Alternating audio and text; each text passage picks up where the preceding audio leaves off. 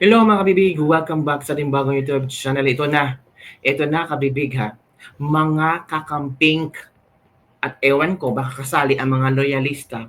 Susugod na sa ICC ngayon si Tiembre para panagutin daw si Pangulong Duterte para daw mabigyan sila ng time ng ICC na pakinggan mga kabibig.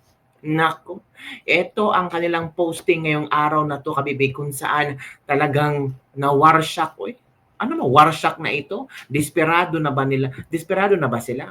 Gusto talaga nila sa Pangulo Duterte ba hindi makauwi at doon na lang sila sa ICC. Yan biyahing The Hague International Court, Duterte panagutin. So ito yung gusto nilang gagawin. Ang yaman nila, no? Ang yaman nila. Sino kaya ang na-sponsor sa kanila mga kabibig? Na-shock lang ako ba na may ganito pala sila ngayon. Biyahing papuntang The Hague. Wow! Grabe, ang daming pera. Sabi dito ni Kifichu, calling Filipinos in Europe and all over the world. Calling all pro-Duterte Filipinos in Europe. O, i-share nyo ang video. Baka may mga friends kayo sa Europe. I-share nyo ang video ito. Pakinggan nyo, and those from all over the world, the US, Asia, etc., who can travel to The Hague on September 20 onwards. Miss Yuwilin Tabuklin from Davao. 'di ba? Nasa Europe ka ngayon, punta ka sa The Hague kasi may mangyayari doon sa gupaan ng mga Pinklawan at mga pro-Duterte supporters. Somebody sent me this announcement from group of rabid anti-Dutertes who will go to The Hague in times of PRRD's hearing. Wow! Who will go to The Hague? So sino ba ang nag-sponsor ng mga taong ito? Ang yaman pala, hindi nila talaga tatatanan si Pangulong Duterte hanggang hindi mabilanggo. PRRD's hearing is in September 23, malapit na. They'll be protesting and spreading lies and black propaganda, sabi ni Kifichu. So if you can go, please go. Don't let them drown out our voices. Don't let their anger be dominant narrative. Please go to gather in love and unity. Sa gupaan talaga to kung sino ang may mas maraming supporters. Kakampings, I think kakampings to sa kulay pa lang ng kailang poster, di ba? Or ito mga pro-Duterte supporters. Let this day not be about us, but our gratefulness and love for PRRD. So whatever action on group you belong to, it doesn't matter. On September 20 onwards, Filipinos should come together to show the world that there is more of us who love PRRD. Tama mga kabibig. Tama mga Duterte supporters. Punta kayo sa yung mga nasa Europe at Amerika at yung kalapit na lugar. Sani puwersa, ipakita nyo. Please go if you can. Please go if you can afford to go. There are many activities lined up to show support for PRRD. It is the most important day for him. So let's gather in unity and let's manifest goodness to the universe so it boomerangs back for PRRD. Let us gather for him. Let's pray for him. Let us unite for him. And wherever in the world you are, please pray for him.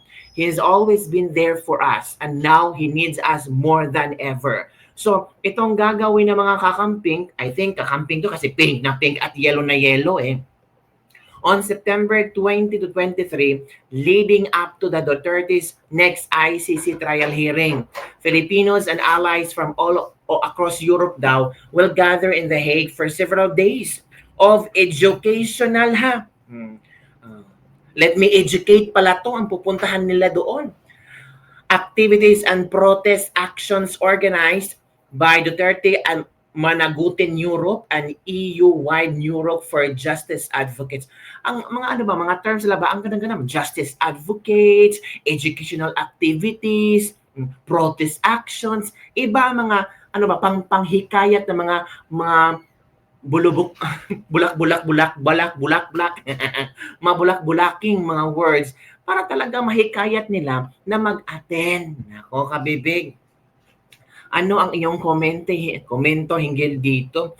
At Nako, grabe pala itong mga taong ito.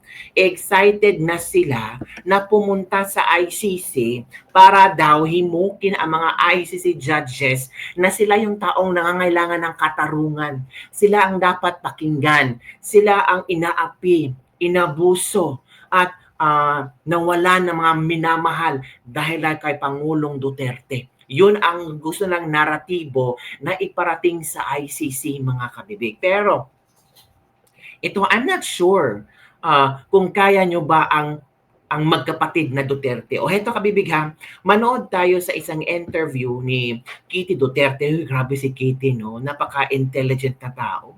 Bata paman ay talagang sanay na si Kitty na makipag-usap. O ito kabibig ha, panoorin natin ang video ito tungkol kay Kitty. Kabibig, eto, ano saan ba yun? Hanapin muna natin mga kabibig. I-share ko sa inyo yung interview ni Kitty kung saan kasama si Congressman Pulong. Ito kabibig. Ito na. Special request niya is makita niya yung 4 niyang anak. Kailan po kaya makakarating si Acting Mayor Bastel? Ewan ko. Pero text namin maya, tanungin namin. Pero I know malapit na yun kasi nag-open na rin siya ng Kadayawan doon and pinano na niya yung biyahe niya papunta dito. Ano naman po mga napag-usapan ninyo ngayon? Actually, no, I was the latest to arrive today.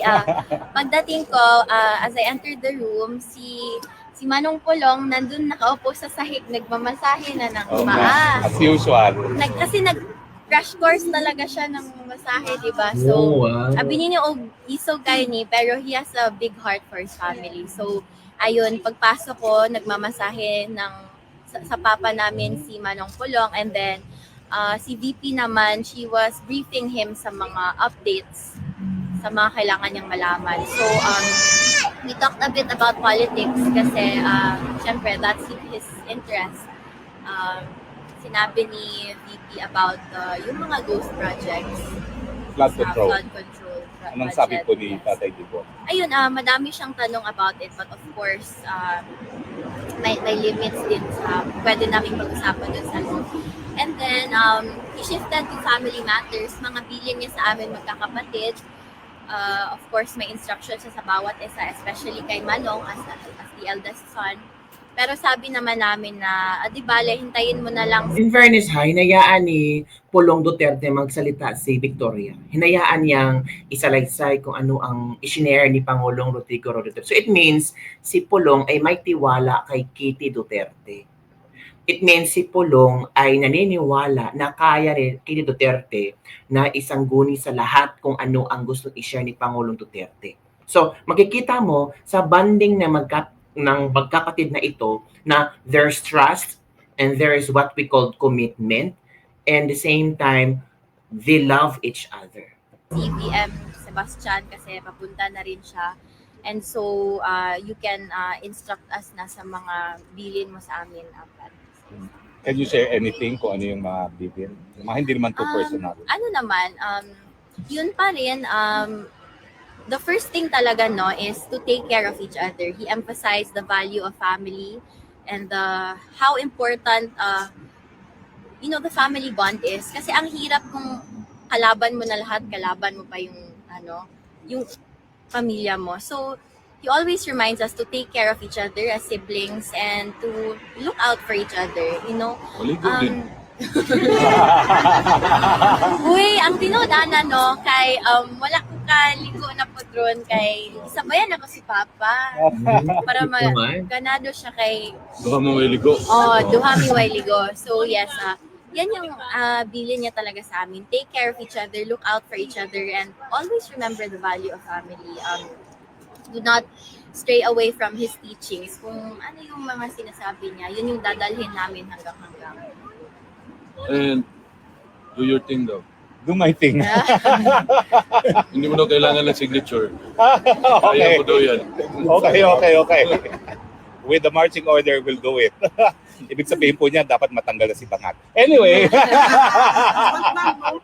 So yun kabibig ang interview ni Kitty Duterte at kasama si Pulong Duterte na kita mo naman na hinayaan lang ni Pulong ang kanyang kapatid magsalita para feel ko talaga si Kitty going to politics na nito sa nangyayari sa pamilya nila, of course, di ba? Fighting spirit pa rin, mga kabibig. So, yun lang po, mga kabibig, ang ating latest libag-libag for today. Grabe. Sabi ng isang netizen dito ito daw gagawin ng mga kakamping. Hindi lang pala kakamping. There's a possibility daw, kasama daw mga pro-Marcos. Ito daw yung network daw ito ng mga rebels. Wala na, funded daw ito. Naku, sabi ng mga netizen. Talaga naman pink and yellow ang color combo nila. Rabid ones are at it again. Yellow-pink talaga, alam na kung sino ang nasa likod daw. Nako. Very NP ang galawan, tas yung color pa ang font. Yun kabibig. Yun ang mga komento ng mga netizen ngayon hinggil sa, Duterte panagutin, hold Duterte accountable, biyaheng The Hague, International Criminal Court. Grabe sila. So yun kabibig ang ating libag-libag for today. Maghintay lang tayo sa updates kung matutuloy ba itong mga biyahe nila. Sino-sino kaya ang sasama doon? So far, ang na-mention dito ay mga gagawa sila ng educational activities. Wow, let me educate you. Wow, protest actions organized by Duterte Panagutin Europe. Mayroon pa ng ganyan, no? And EU-wide network of justice advocates. Wow, justice advocates, Parang ang galing-galing na justice advocates. Ano kayo? Justice League? So yun lang kabibig ang ating latest libag-libag for the shoutout sa ating mga OFW dyan. Kung merong time kayo, mga OFW, sumugod kayo ngayong September 20 to 23 or hanggang 24, 'di ba? Para i-kontra itong mga gagawin na mga biyaheng The Hague daw nila, mga kabibig. Kontrahin nyo, tinan natin kung sino ang mas maraming supporters. Wow! Yun ang kabibig. Don't forget to like, subscribe, and share this video. Bye everyone. See you next time.